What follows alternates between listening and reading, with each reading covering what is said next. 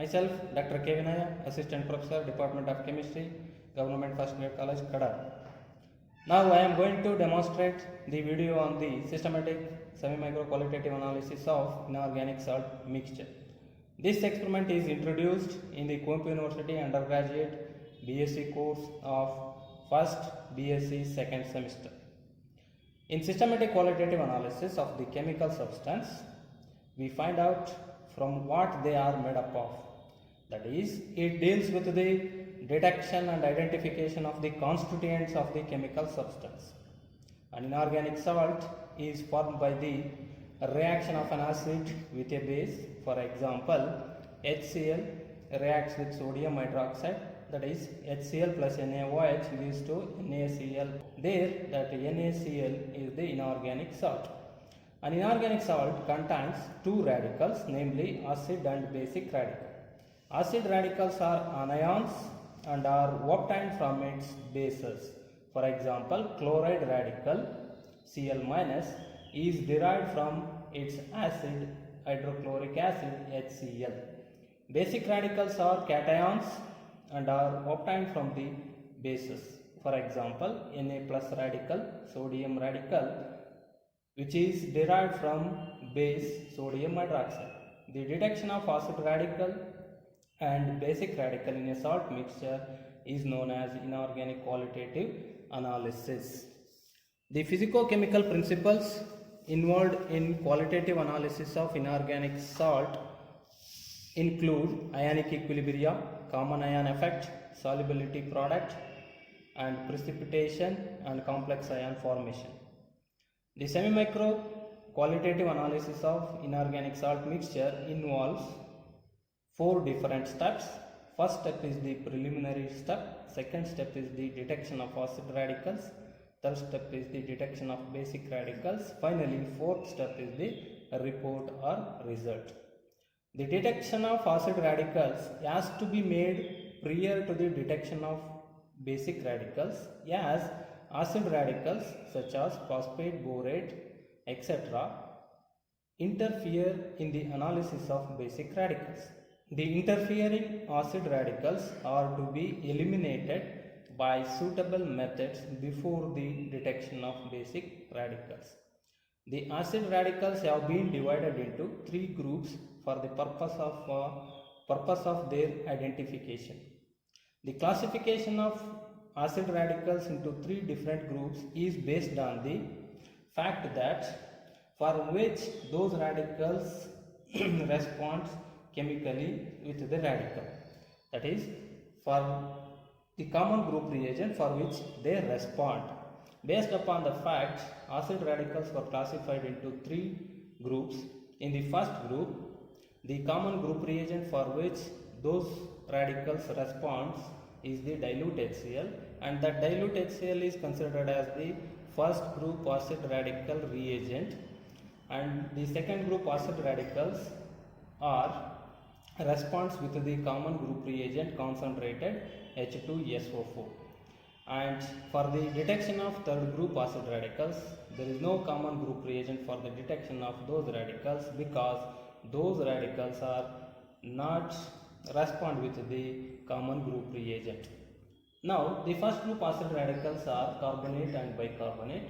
Second group acid radicals are chloride, bromide, iodide and nitrate. And finally, in the last group, sulfate, borate and phosphate radicals were there. Now move on to the semi-micro qualitative analysis of the experiment. That is, the first step of the experiment is the preliminary test. In the preliminary test, we are going to find out the physical appearance or the physical properties of the given inorganic salt mixture, namely appearance, color and solubility. By observing these 3 points or the facts, we are going to conclude something about the given inorganic salt mixture. That is, the inorganic salt mixture contains this type of radicals. First point is in the preliminary test, the first point is the appearance. Now, this is the given inorganic salt mixture. Now by taking this small quantity of the sample between the two fingers and identify whether the nature of the given inorganic salt mixture is crystalline or amorphous. Now this is in the amorphous state. Now it gives the information about the presence of carbonate or bicarbonate. Next point in the preliminary test is the color. Now it clearly shows that the color of the given inorganic salt mixture is colorless. Then it gives the information about the absence of Cu2 plus, Mn2 plus, Fe2 plus and Fe3 plus radicals. Next, move on to the next point in the preliminary test, that is the solubility test. Take a small quantity of the given salt mixture in the test tube.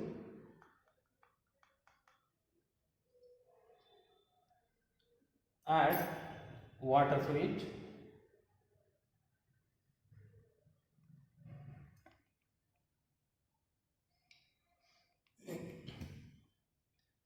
Shake the contents of the beaker thoroughly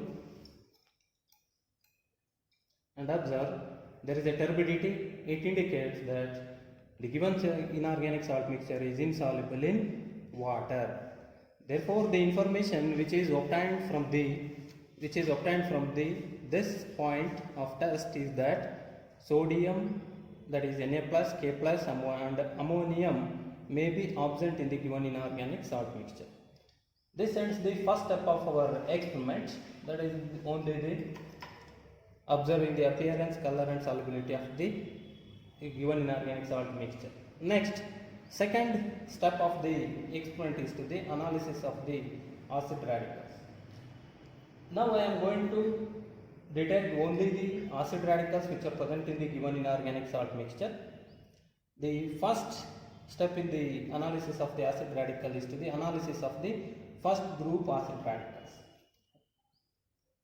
Take a dry test tube and add the little bit of sample to it. And the first group common reagent is the dilute HCl. Now I am going to add the dilute HCl to the test tube which is having a inorganic salt mixture, and carefully observe there is a effervescence which takes place upon adding the dilute HCl immediately, and also there is the liberation of the carbon dioxide gas takes place. That is the reason why upon adding the dilute HCl to the given inorganic salt mixture, brisk effervescence takes place. This gives the information about the presence of first group acid radicals, may be carbonate or bicarbonate. We don't know whether it is having only the carbonate or bicarbonate. In order to identify the presence of carbonate or bicarbonate, one can undertake the distinguished test between carbonate and bicarbonate. In order to carry out that distinguished test between carbonate and bicarbonate, once again you have to take the given salt mixture in a dry test tube and then add water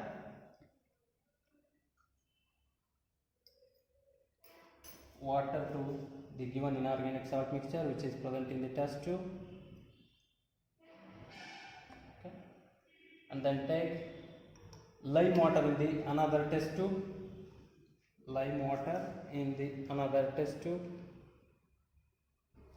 This is the lime water.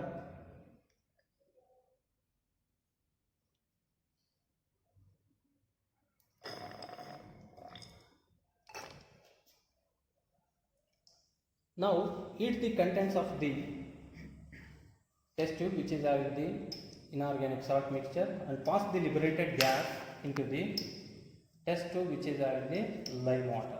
Now look here, now I am going to pass the liberated gas into the test tube which is having the lime water. This is the test tube which is having the salt mixture and water, and now I am going to heat the contents of this test tube and we are going to pass the liberated gas from this test tube to this test tube which is having a lime water.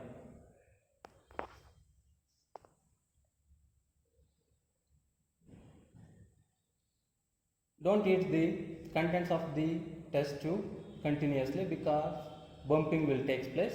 You have to yield the test tube to the flame and detach it, and you have to shake continuously. Now we can clearly observe there is a gas which is liberated, which is passing through the another test tube which is having a lime water.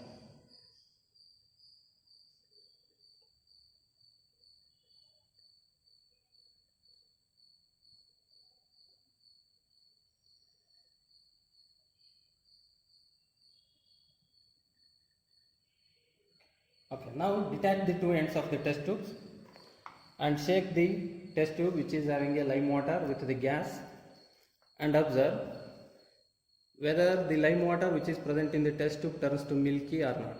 Now it clearly shows that lime water doesn't turn to milky. This confirms the presence of carbonate radical in the given inorganic salt mixture. Okay. Now move on to the second group. The common group reagent which is used for the detection of the second group acid radicals is concentrated H2SO. You have to take the small quantity of the given inorganic salt mixture in a dry test tube. Now look here, this is a dry test tube. You have to add a little bit of the small quantity of the given inorganic salt mixture to the dry test tube, and we are going to add the concentrated H2SO4. Okay, carefully observe. The vigorous reaction takes place in cold or not. If upon adding the concentrated H2SO4, if the vigorous reaction takes place in the cold condition in the test tube, then it gives the information about the presence of second group acid radicals. Now look here, now I am going to slowly add the concentrated H2SO4. Okay, now observe that a vigorous reaction takes place in cold condition upon adding the concentrated H2SO4. This gives the information about the presence of second group acid radicals. Now we have to distinguish whether it is having a chloride radical or bromide radical or iodide radical. In order to do that one, we have to follow the stepwise analysis of the procedure. In the first one is a colorless fuming gas is evolved which gives dense white fumes with a glass rod dipped in ammonia solution. Now I am going to dip the glass rod into a ammonia solution and held the glass rod into the mouth of the test tube which is having the concentrated H2SO4 and the inorganic salt mixture.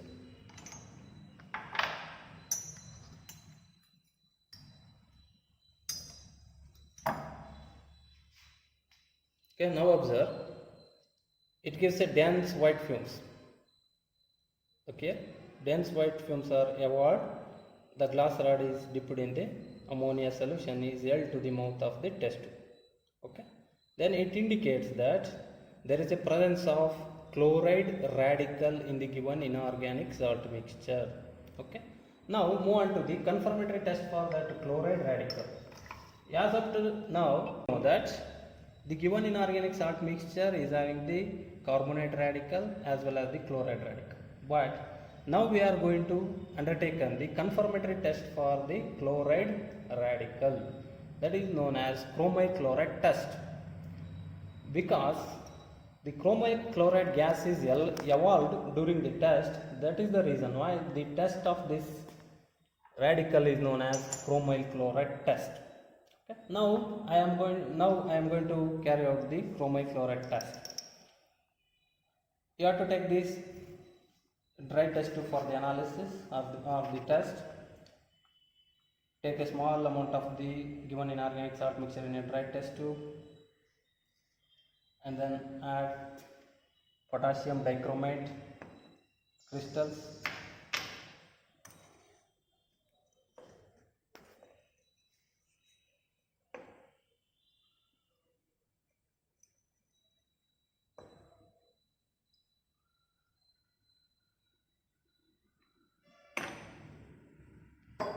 To that I am going to add concentrated H2SO4.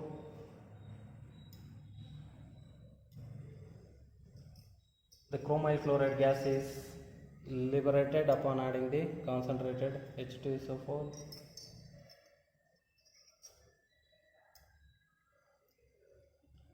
Now Our aim is to pass the liberated chromyl fluoride gas into the another test tube which is having sodium hydroxide.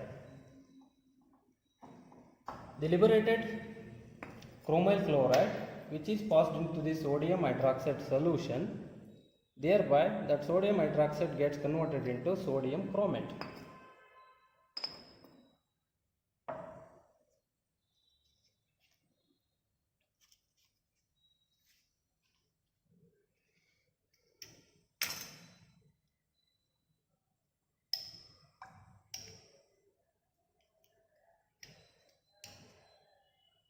Now I am going to pass the liberated chromyl fluoride gas into the another test tube which is having sodium hydroxide. This test tube is having sodium hydroxide and this test tube is having salt mixture and potassium dichromate and concentrated H2SO4. Now I am going to heat the contents of the test tube which is having salt mixture, potassium dichromate and concentrated H2SO4. Now upon heating the gas is liberated which is going to pass to the another test tube. Now the color of the solution in the NaOH in the test tube which is having the NaOH is colorless. Carefully observe. Once the gas which is liberated upon heating the solution on the another side of the test tube, thereby the color of the solution changes from colorless to yellow.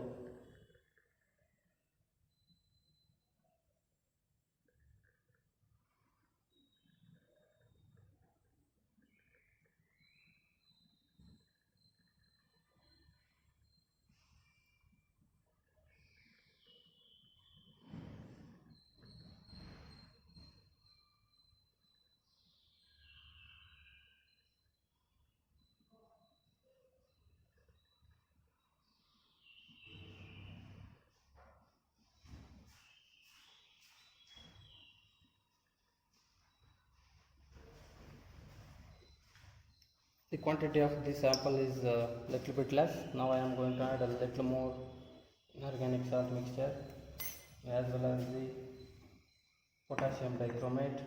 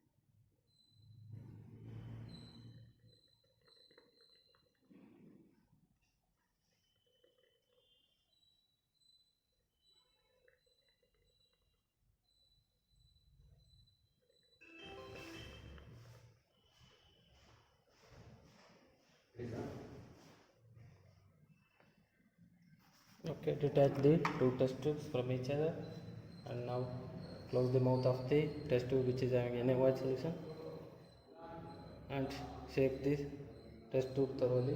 Now observe the color of the solution changes from colorless to pale yellow, right? Pale yellow. Now to that solution we are going to add acetic acid and lead acetate. Acetic acid and lead acetate. Acetic acid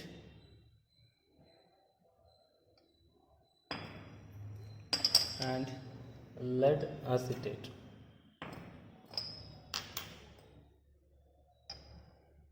Thereby the sodium chromate gets converted into lead chromate of bright yellow precipitate, bright yellow precipitate,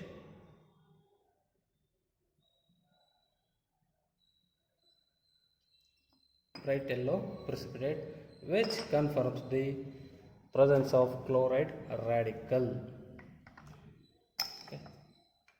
Now the two radicals which are present in the given inorganic salt mixture are carbonate and chloride. Thank you for watching my channel.